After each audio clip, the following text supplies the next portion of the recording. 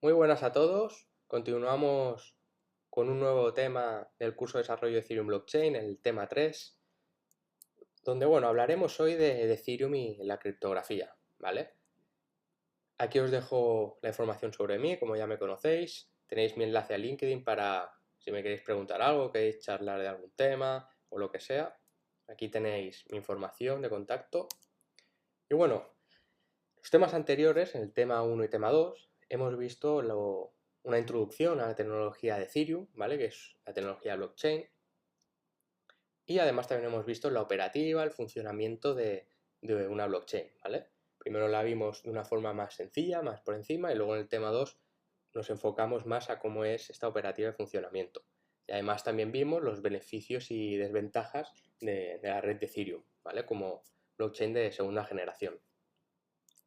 Entonces, en el tema de hoy seguiremos hablando de Ethereum, ¿vale? Hablaremos de estas tecnologías que permiten la correcta ejecución y operatividad de la blockchain de Ethereum, como la criptografía, las claves simétricas y asimétricas, el hash, ¿vale? La red distribuida, que ya hemos comentado en algún tema anterior, etc.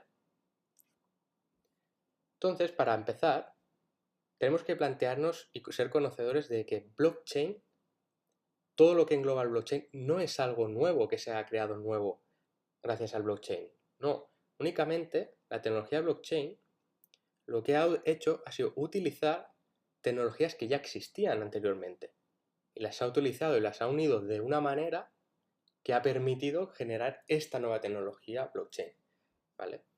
Blockchain utiliza técnicas o tecnologías que ya se utilizaban hace muchos años, como puede ser los libros de contabilidad, que conocemos como ledger, la criptografía, etc. Estas herramientas, esta tecnología, se ha utilizado muchísimos años hacia atrás, ¿vale? Lo que pasa es que a lo largo de la historia, gracias a la evolución de la tecnología, estas técnicas se han desarrollado de una manera más compleja o sofisticada, ¿vale? Llegando a unos niveles que ha permitido que con su unión e implementación apareciera tecnología blockchain.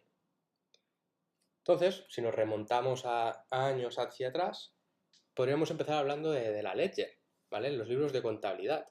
Antes, cuando aquellos agricultores empezaban a tener grandes campos de cultivo, mucho producto, lo que empezaron a hacer fue coger un papel, una hoja, y empezaban a apuntar todo aquel producto que tenían, toda aquella cantidad. Y empezaban a apuntar esas transacciones o esos intercambios con otros agricultores o otros comercios de sus productos. Y lo tenían todo registrado en este libro de contabilidad, ¿vale? Y a lo largo de los años, con el avance de la tecnología, estos libros de contabilidad han sido cada vez más complejos y más sofisticados, de manera que proporcionaban a los usuarios herramientas más potentes de control, de supervisión, de conocimiento, etc. ¿Vale?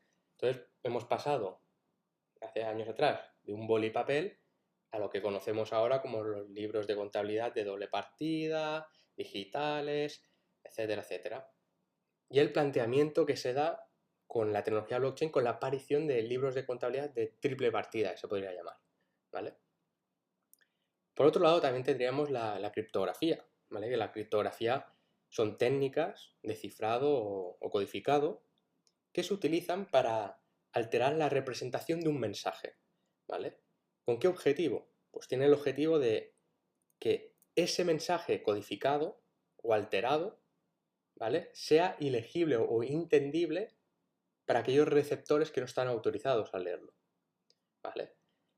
Esta tecnología no es reciente, no es actual. Esta tecnología se utilizaba ya hace muchos años atrás, ¿vale? En las guerras, en las comunicaciones anteriores, etcétera, lo que se hacía era cifrarlo de alguna manera, con algún tipo de clave, de manera que mis adversarios o las personas que yo no quisiera no pudieran leer o identificar el mensaje que yo quería transmitir.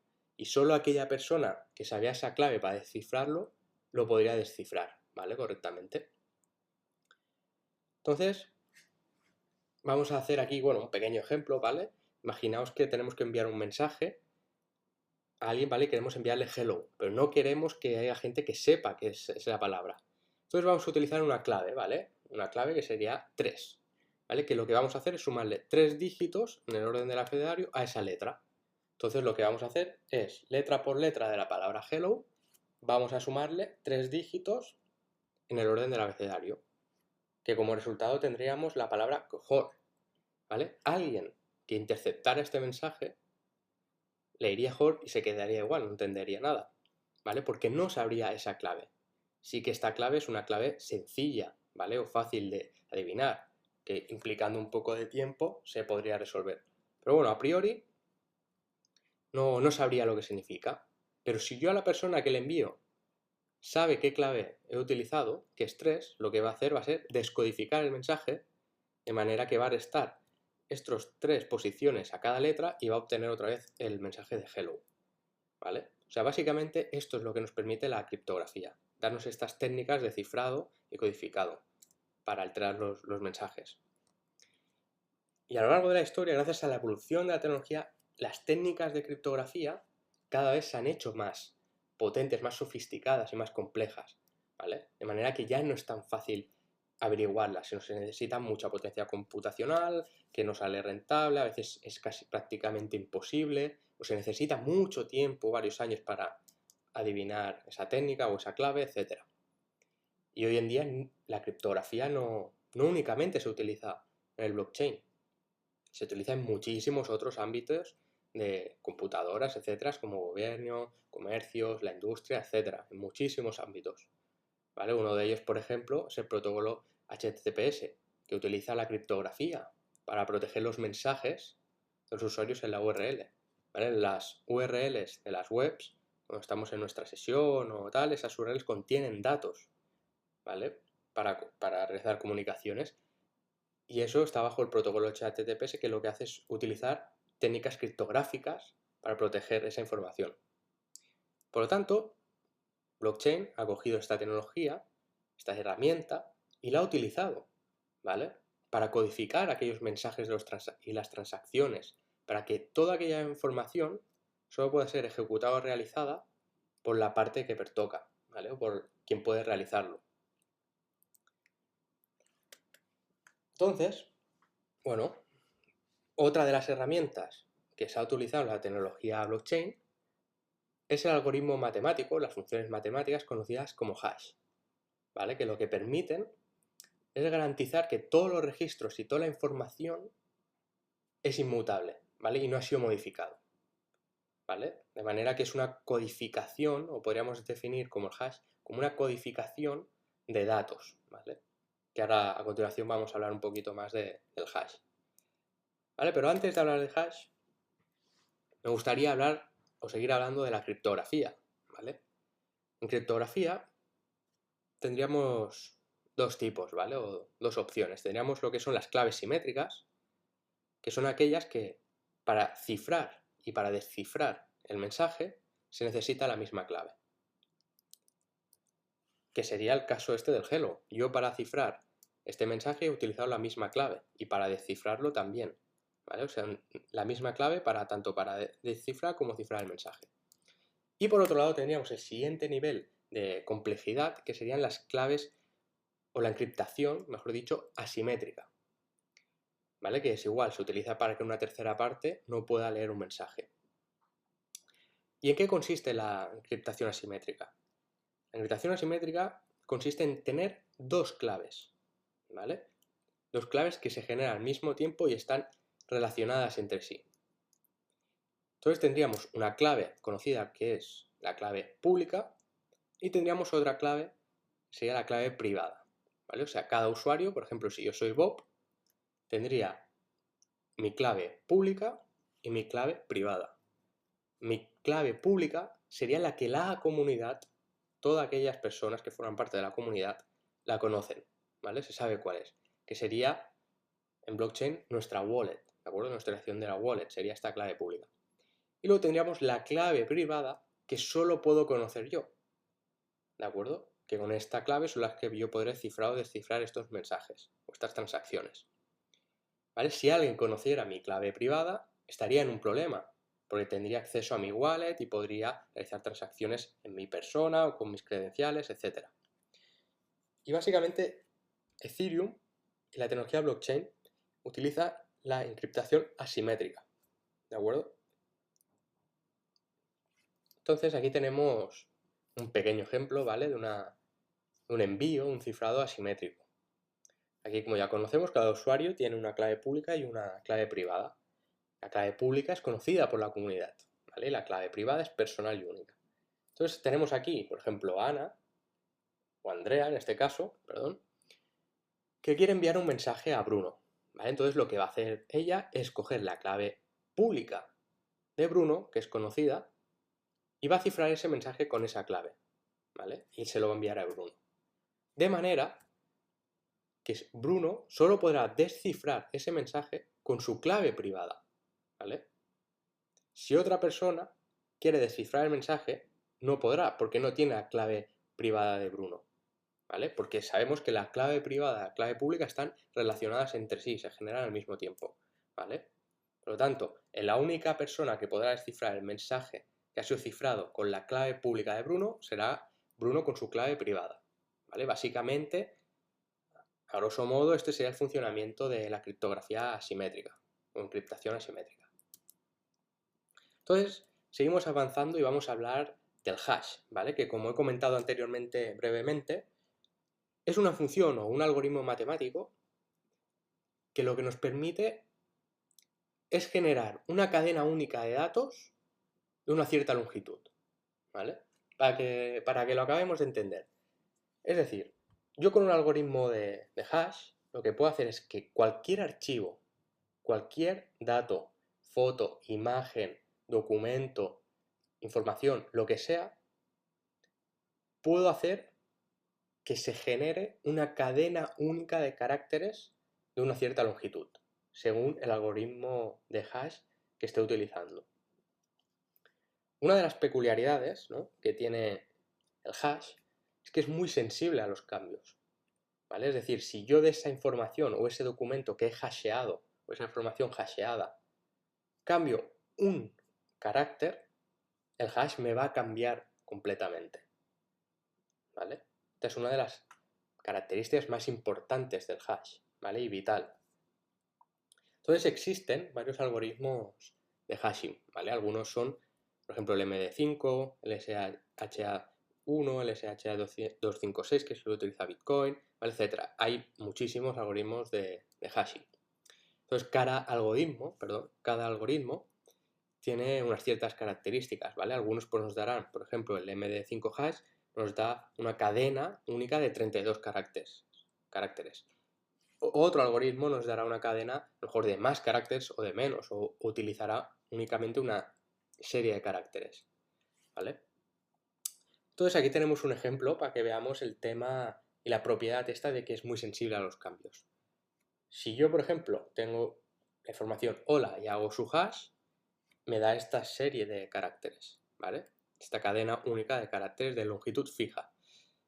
Si yo a esta palabra le sumo únicamente una exclamación, podemos ver cómo el hash cambia completamente y el hash de arriba no tiene nada que ver con el hash de abajo, ¿vale? O sea, ni por asomo, no se parecen en nada. Y en el otro caso, si yo a la palabra hola le sumo 1, 2, 3, 4, 4, una serie de números, veo que el hash me cambia completamente, ¿de acuerdo? Y no tiene nada que ver uno con otro. Además, los algoritmos de hash tienen una propiedad que es que no pueden transformarse a la inversa. ¿Qué quiero decir con esto? Quiero decir que yo con la palabra hola puedo ver el hash, pero yo con este hash no puedo averiguar qué es hola lo que ha sido hasheado, ¿vale? La información que ha sido hasheada, ¿de acuerdo?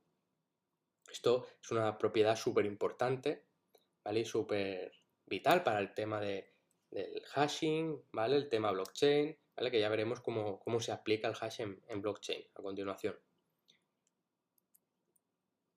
Entonces, para ver cómo se aplica este hash en blockchain, tenemos que irnos al punto del funcionamiento de cuando un bloque, por ejemplo, ha sido finalizado, ¿vale? Cuando un bloque es finalizado con todas sus transacciones y toda la información que hay dentro del bloque, toda esta información se hashea, ¿vale?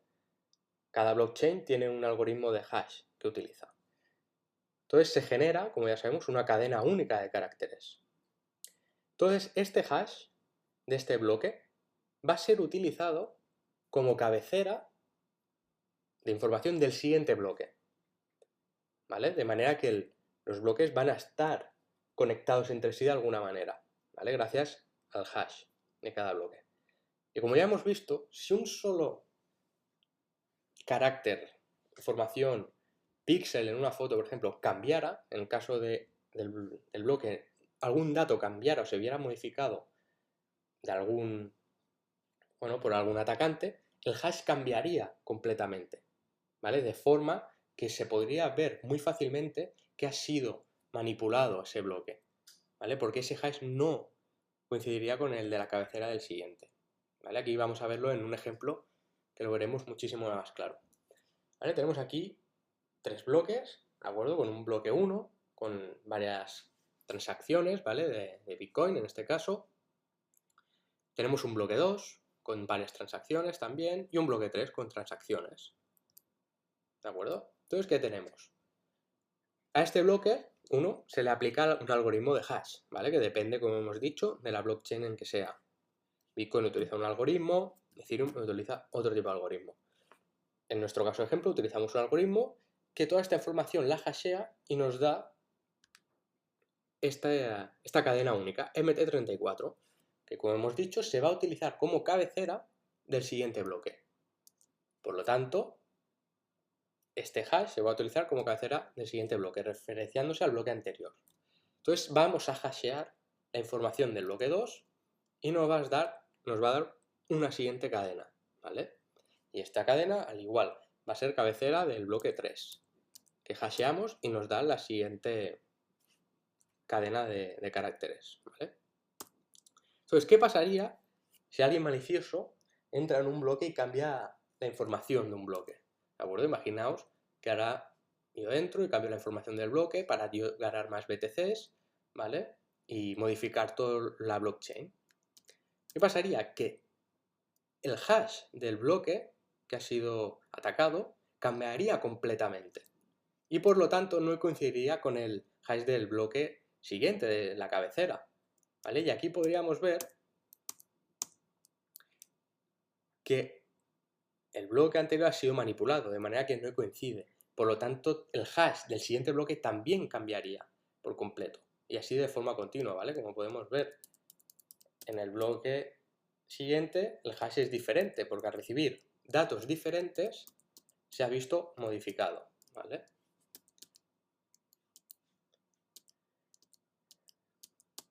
A ver si pasamos esto, que está paso a paso. Ahora, perdón.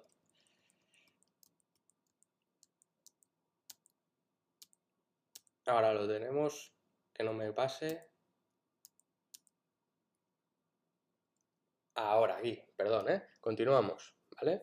Espero que haya quedado bastante claro cómo se utiliza el hash en una blockchain, ¿vale? En la blockchain de Ethereum se utiliza así.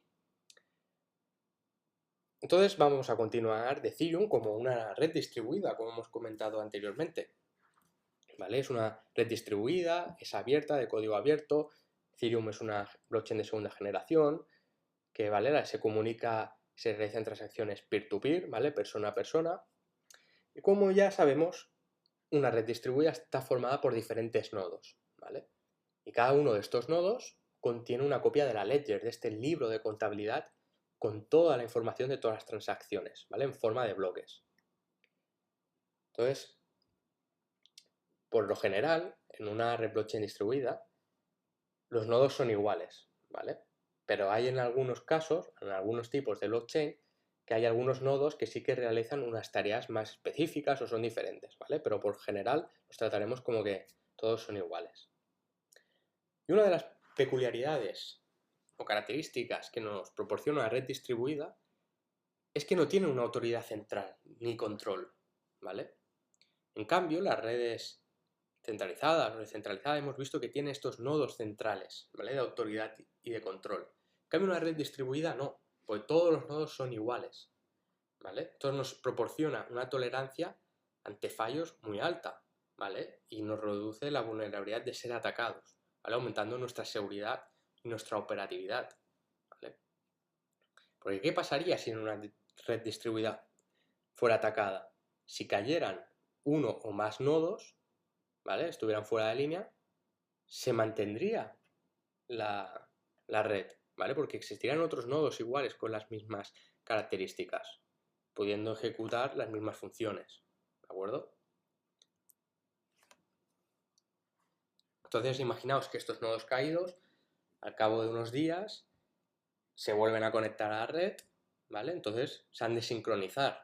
Lo que van a hacer es sincronizarse con el resto de nodos para tener la misma información, la misma cantidad de bloques, con la misma información, etc. Entonces, como ya hemos comentado, son las redes menos vulnerables a sufrir ataques.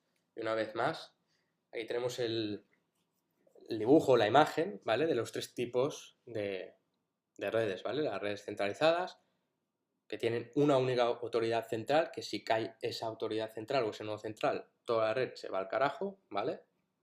Que es un problema bastante gordo. Y a día de hoy hay muchas empresas, muchas infraestructuras informáticas que son así, ¿vale? Luego tendríamos el siguiente nivel, que son las descentralizadas, que tienen varios nodos centrales, de manera que si cae uno, la red aún se podría sustentar y quedar operativa.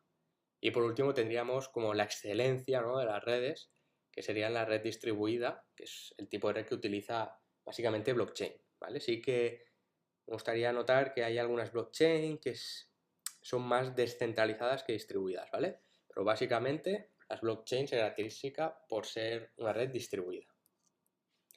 Entonces, vamos con nuestro ponte a prueba, ¿vale? Del tema 3, que por favor parar el vídeo, que ahora voy con las respuestas, ¿vale?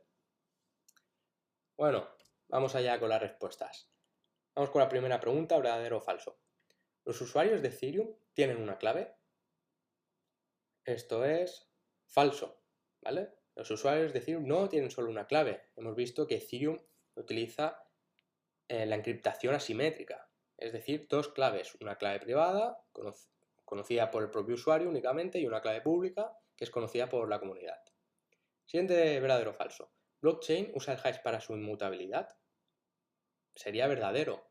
Hemos visto que el hash lo que nos permite es obtener una serie de caracteres únicos, ¿vale?, de una cierta información. De manera que con que cambie un único carácter de esa información, el hash va a ser totalmente diferente, ¿vale? Esto nos aporta una inmutabilidad de los datos, ¿vale? Siguiente pregunta. ¿Quién tiene acceso a la clave privada del usuario? Quien ha de tener acceso a la clave privada del usuario es el propio usuario, nadie más, ¿vale? Nadie más ha de ser conocedor de esta clave privada, ¿vale? Si alguien fuera conocedor, podría tener las credenciales o el acceso a nuestras wallets y a nuestra información, nuestros activos, etc. Pregunta verdadero o falso. ¿Nadie puede usar la clave pública de un usuario? Esto sería falso. La clave pública justamente es para que utilice la comunidad. Si a mí me quieren enviar alguna transferencia, una transacción de Ethereum, enviarme algún mensaje a través de blockchain, etc., tendrá que utilizar mi clave pública, ¿vale? Vamos con una pregunta más. ¿Cómo se cifran los mensajes de Ethereum? Pues bueno, podríamos tener como dos formas de contestar, ¿no? O dos opciones correctas. Se utiliza la encriptación asimétrica, ¿vale? Clave pública, clave privada, y además se utiliza el hash, ¿vale? Una manera de ver la inmutabilidad de este mensaje. Vamos con otra pregunta. ¿Ethereum a veces es una red centralizada? No, ¿de acuerdo? Ethereum es una red distribuida, ¿vale? Y es una red de las mejores, ¿vale?, actualmente a nivel de distribución. Entonces vamos con una pregunta verdadero o falso. ¿Las redes distribuidas son vulnerables a los ataques? Sería falso, ¿vale? A grosso modo. Claro que todas las redes son vulnerables a ataques, pero digamos que las redes distribuidas son mucho menos vulnerables a los ataques, ¿de acuerdo? La vamos a catalogar como falsa. Una red centralizada sí que es mucho más vulnerable a ser atacada. En cambio, una red distribuida es mucho menos vulnerable, ¿vale? Última pregunta, verdadero o falso. ¿Las redes distribuidas son P2P? Sí, básicamente las redes distribuidas se comunican a través de un sistema P2P, peer-to-peer, ¿vale? Que bueno, cada nodo, que son iguales, se comunican entre sí, ¿vale? De manera que se crea esta red distribuida, ¿vale? Entonces aquí tenéis un resumen, ¿vale? De los conceptos más básicos importantes, a lo mejor, del tema. Y bueno, en el próximo tema nos vamos ya a adentrar más en lo que es Ethereum, ¿vale? Y esto de los smart contracts, ¿vale? ¿Qué es? Vamos a empezar a ver más peculiaridades, vamos a ver sus características, sus elementos, como el Ether, vamos a ver el gas, vamos a ver la máquina virtual de Ethereum, ¿vale? Vamos a entrar más ya, a centrarnos más en lo que es la propia red de Ethereum, ¿vale? En estos temas anteriores hemos visto un poquito una visión global del blockchain, relacionado con Ethereum, ¿vale? De la tecnología que utiliza, como la criptografía, el hash, el tipo de red que es, ¿vale? Una red distribuida, etc. Y a partir de ahora ya vamos a encarar esta parte del curso más hacia lo que es propiamente Ethereum, ¿vale? Y los smart contracts, ¿vale? Una parte ya súper interesante. Aquí tenéis más información sobre los cursos. Y bueno, muchas gracias una vez más y nos vemos en el próximo tema, ¿vale? Hasta luego.